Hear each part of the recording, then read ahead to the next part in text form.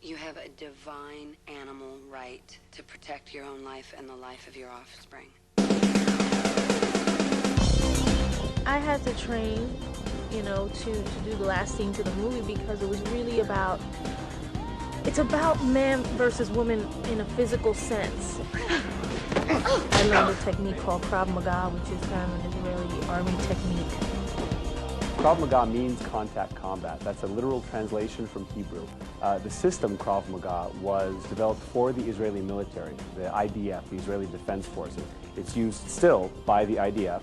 Also, a lot of their special services, their special response teams, their secret service, a lot of their police forces use Krav Maga as well. The bottom line is that men are physically bigger, stronger, more powerful than we are as women, you know, and it's how to get the upper hand in kind of a combat situation. The system was designed to build on your body's natural instincts, to be easy to learn and easy to remember. It's not a question of just a technique, it's a question of how you can function when you're scared, when your adrenaline's pumping, when your emotions are high.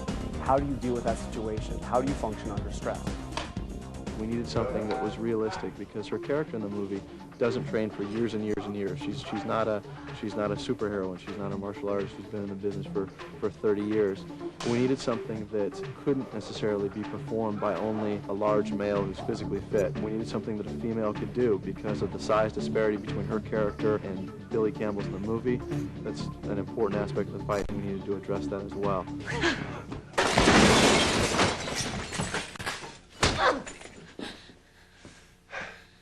Self-defense is not murder.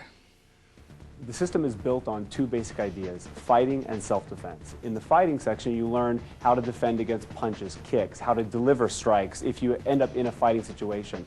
The other half of the system is self-defense. You're not prepared, you're not ready. What can you do in that situation? How do you respond when you're already in danger? How do you make a defense that eliminates that danger and then lets you counterattack? It specifically kind of targets that, where women can kind of overpower men and deflect and get out of the way and really kind of fight dirty to win, because that's how you have to fight, and, you know, just be ready and alert. Jennifer wants to learn, she doesn't just want to learn those moves, she wants to learn the whole thing, and I think she's taking private Krav Maga lessons now. Krav Maga is a martial art, but it's heavy on the martial and not so much on the art. We're not about flowing movements and fancy techniques and meditation, although there's a place for that in people's lives. We're down and dirty. We are about what happens when you are attacked, how do you defend yourself.